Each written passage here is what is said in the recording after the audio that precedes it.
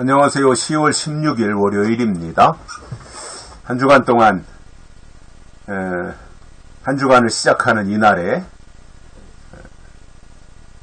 좋은 일들이 계획되어지고 또 실행되는 특별한 한 주간이 되시기를 바랍니다. 오늘은 로마서 4장 12절입니다. 또한 할례자의 조상이 되었나니 곧 할례 받을 자에게 뿐 아니라 우리 조상 아브라함의 무할례 시에 가졌던 믿음의 자취를 쫓는 자들에게도니라. 아멘. 아브라함이 믿음의 조상인데 그가 믿음의 조상이 될 수 있었던 이유는 말씀을 쫓아갔기 때문에 그렇습니다. 그래서 말씀이 임할 때 그 말씀을 듣고 믿고 따르면 그에게는 하나님이 주시는 믿음이 임하지만 말씀을 거절하고 말씀을 외면하고 말씀의 귀를 닫고 말씀을 듣지 않고는 절대 믿음이 그에게 오지 않습니다. 말씀이 오셔야 믿음도 오는 것이지 말씀이 없는데 믿음이 온다는 것은 거짓말입니다. 성경의 구조가 그렇지 않습니다. 믿음이라고 하는 것은 결국 허공에다 대고 내가 믿음을 주문 외우듯이 한다고 해서 그것이 믿음이 되는 것이 아니라 하나님이 주신 말씀이 있어야, 그리고 그 말씀에 대한 고백이 있어야 하나님은 그것을 믿음으로 여기신다는 말이거든요. 그래서 말씀이 있어야 됩니다. 기독교는 말씀의 종교입니다. 하나님은 말씀이십니다. 예수님은 말씀이 육신이 되신 분입니다. 그렇다면 오늘 우리에게 필요한 것이 뭐겠어요? 말씀이에요. 말씀이 있으면 믿음은 자동으로 있는 겁니다. 그러나 말씀이 없으면 믿음도 없는 겁니다. 오늘 본문에서 바울은 이렇게 말합니다. 또한 할례자의 조상이 되었나니, 앞에서 아브라함 얘기하면서 이어지는 내용이잖아요. 아브라함이 할례자의 조상이 되었다라고 말하고 있습니다. 아브라함이 할례를 아브라함을 통해서 믿음의 길이 시작되고 또 할례의 제도가 시작되어지고, 이러한 것을 볼 때 아브라함은 분명 할례자들의 조상이 된 거 사실입니다. 아브라함 이후의 후손들이 다 할례를 행했기 때문에 아브라함이 할례자의 조상입니다. 결국 할례자의 조상이라는 말은 믿음의 조상이라는 말이에요. 할례라고 하는 것이 하나님이 주신 말씀에 대한 순종이었거든요. 그 결과물이 할례였던 거예요.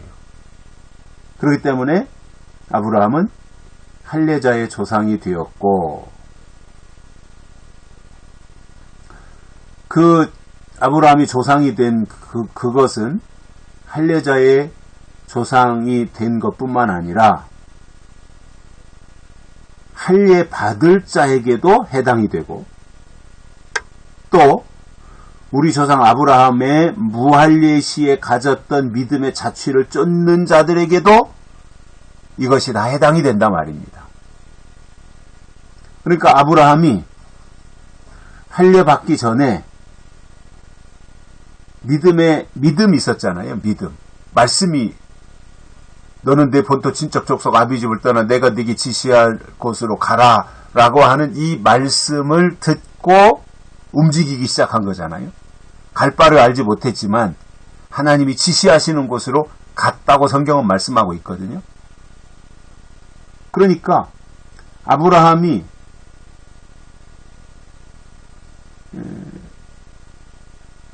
믿음의 조상인데, 그가 믿음의 조상으로서 그 역할을 수행하는 첫 번째 중요도가 말씀이었다는 것이고, 그런데 그래서 할례자의 조상이 되었는데, 할례자의 조상뿐만 아니라 할례 받을 자에게도 조상이 되었다 이겁니다. 이미 할례를 받은 자들의 조상일 뿐만 아니라 앞으로 할례를 받을 자들에게까지도 아브라함은 조상이라 말이에요. 할례에 관한 한, 또 믿음에 관한 한.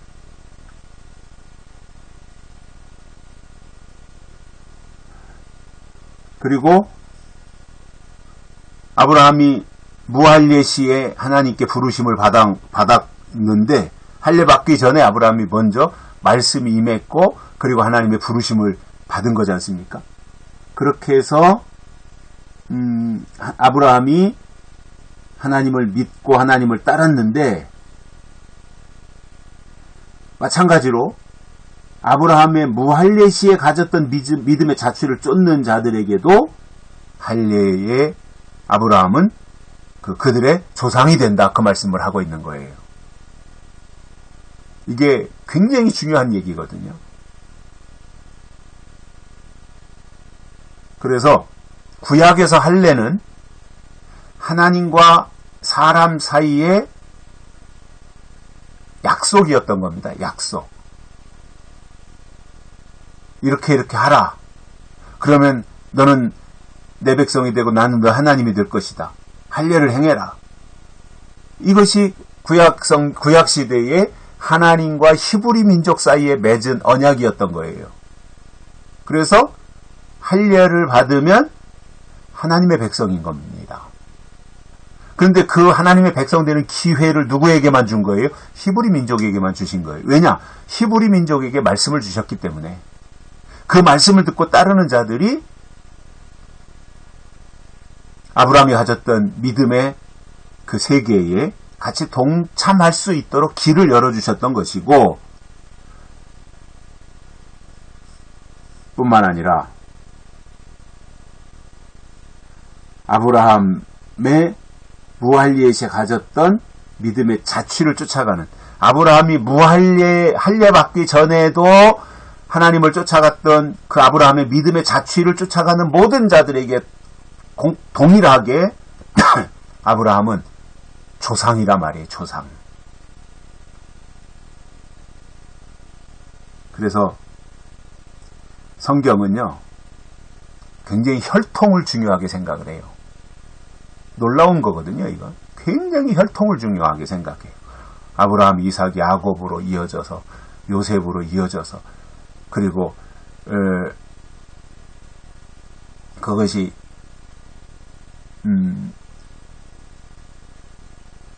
다윗에게로, 그리고 예수 그리스도에게로 이어지는 이 혈통을 굉장히 중요하게 생각하죠.